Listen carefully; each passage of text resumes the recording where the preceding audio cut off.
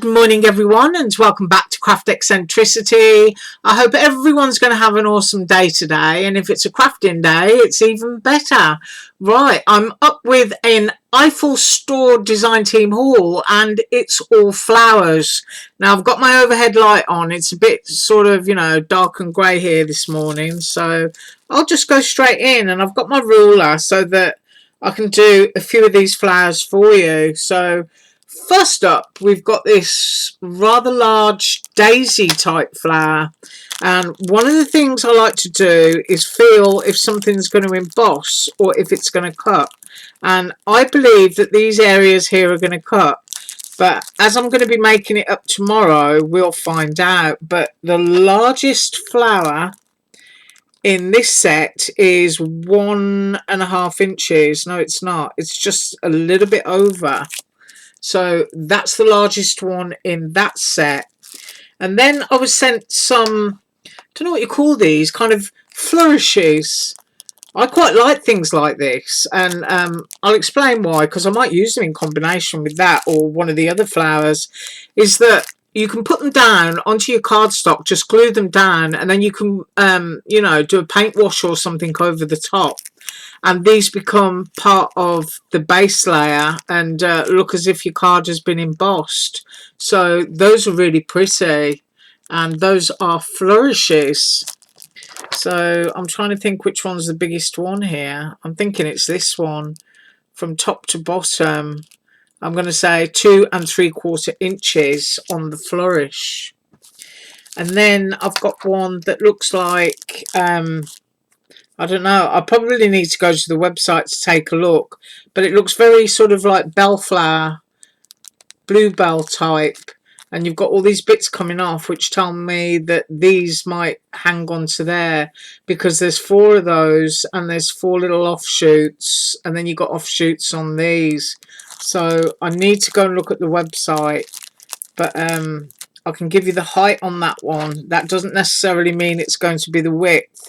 Of course, with these, because I've got quite a few of them, 1 2 3, that is 3 3/8. I can use a lot in combination to create a scene. And then we have another one here which is a daisy type flower. That's quite nice that it's coming up. I would imagine that goes down at the base, so I really like that one. And then we have what do we have? We've got one, yeah, I'm going to say 1 3/8 of an inch. And then we've got this one which looks quite unusual. This one's got a cut section in it, so I'm wondering how that fits together, but I do love that shape. I mean, things like that, because it's quite big, I will measure that section. You can do, you know, sort of like word stamping or anything onto things like that, make it look a little bit newspaperish, or even cut it out of newspaper and then do your colouring sections around it. So I really like that one, and it's got a rather odd looking piece coming out of it which I believe fits here. So that would be the stamens. So I need to pop along and have a look at the website.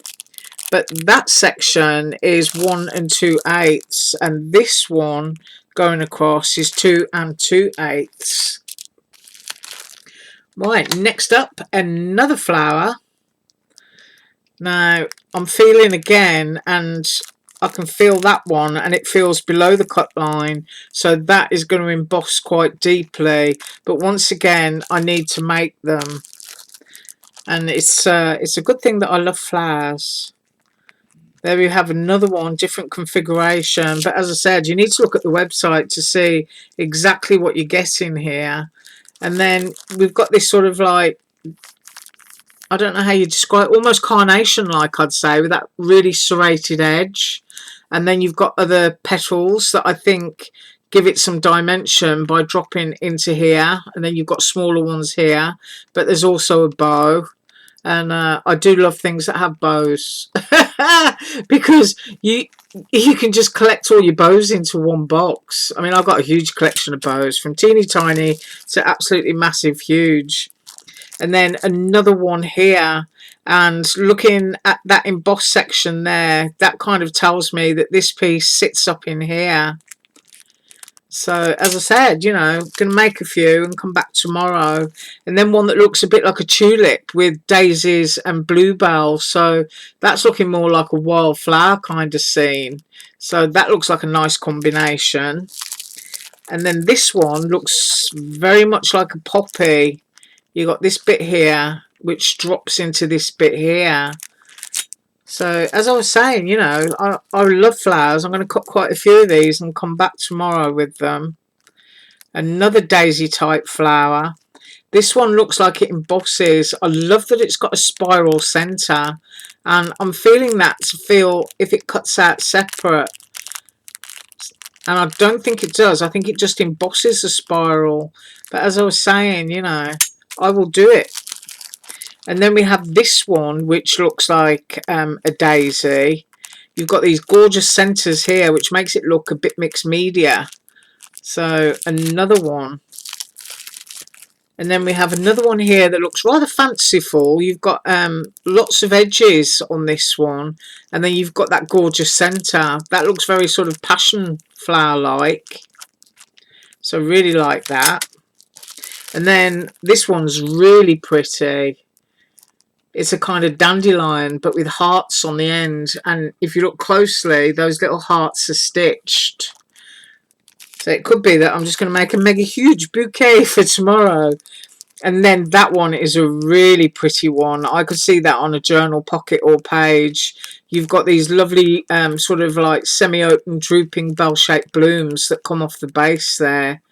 And great leaves. That looks quite graceful and nice. And then here's a bit of fun. We've got the outlines of daisies, or what do you call them? Cone flowers? Yeah, because it would be that way around, wouldn't it? But you've got the outline of it. So that's a really nice one. Of course, you can always flood things like this with glitter or anything, or just put different colour cardstocks back in.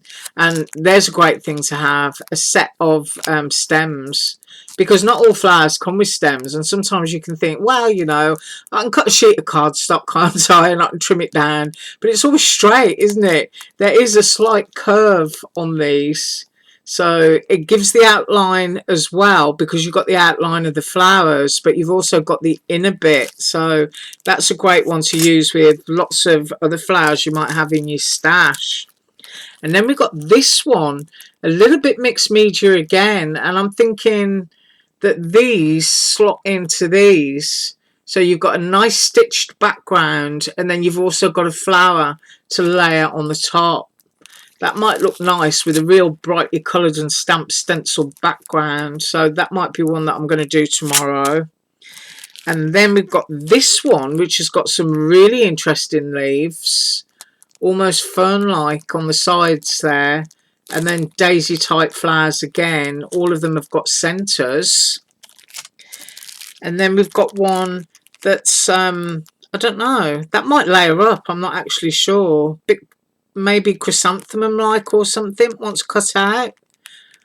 I'm thinking you could layer it, or it's single. But once again, you've got a stem. And then you've got this lovely big bold one, which has got the different size centres. But I'm sure you could layer that up and use it, like a sunflower. And there's a piece that shouldn't be there. Right, so that is the Floral Eiffel store haul, and I'm going to be up with some makes tomorrow. So you have an absolutely awesome day. I thank you so much for watching. And as other channels, I keep watching other channels, and they always say at the beginning, if you like my channel, hit the subscribe button and the bell for notifications. And I'll leave you with that. As usual, all links below. Bye.